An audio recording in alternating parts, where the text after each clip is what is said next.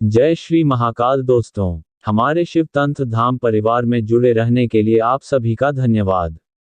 आप सभी के ऊपर त्रिदेव और त्रिदेवियों का आशीर्वाद बना रहे। आज मैं आप लोगों के लिए बहुत ही अच्छी साधना की जानकारी लेकर आया हूँ। नापा की सिर्फ और सिर्फ नापा की ही इस साधना की पहली शर्त होती है। आप लोगों ने तो खबीस का नाम सुना ही होगा और बहुत से साधक उनकी साधना भी किए होंगे।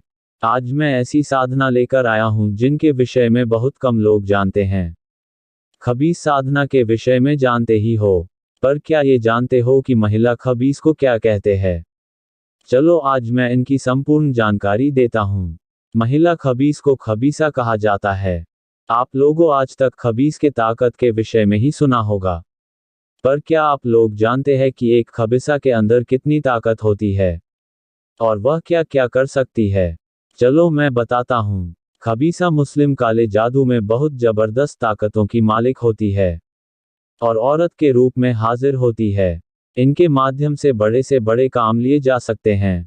इससे अच्छे और बुरे दोनों तरह के काम लिए जा सकते हैं। किसी का भी वशीकरण करना हो या फिर किसी का उच्चाटन क्यों ना हो, यह पल भर में ही कर देती है। मारण का काम तो इतनी तेजी से करती है आप लोग सोच भी नहीं सकते हो।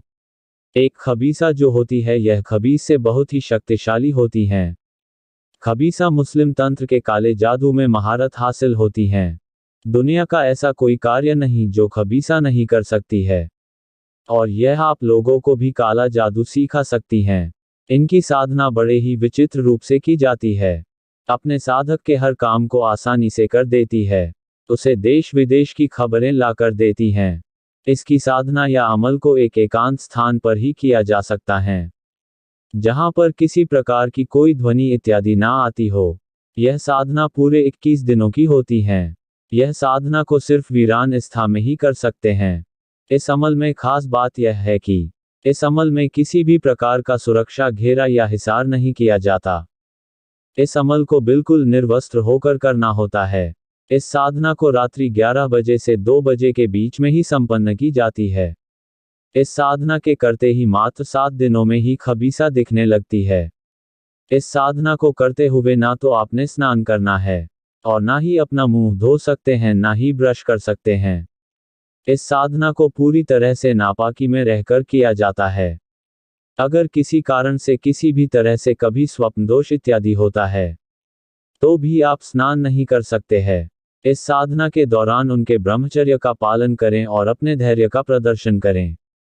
साधना के दौरान ये सारे नियमों का पालन करना होगा साधकों को। जिस किसी साधक भाई को यह साधना करनी है वह मुझसे संपर्क कर सकते हैं। एक बार साधना करके देखिए, निराश नहीं होना पड़ेगा। कुछ न कुछ अवश्य ही प्राप्त होगा। क्रियाएं कभी खाली नहीं जाती है। अगर आप लोगों को मेरी दी हुई साधना और जानकारी अच्छी लगती है तो इस चैनल को सब्सक्राइब करें और बेल आइकन का बटन दबाकर रखें ताकि मेरी कोई भी वीडियो आए तो आप तक पहुंच सके। फिर मिलते हैं कोई और साधना की जानकारी के साथ। तब तक के लिए मेरे सभी साधक भाइयों को जय श्री महाकाल।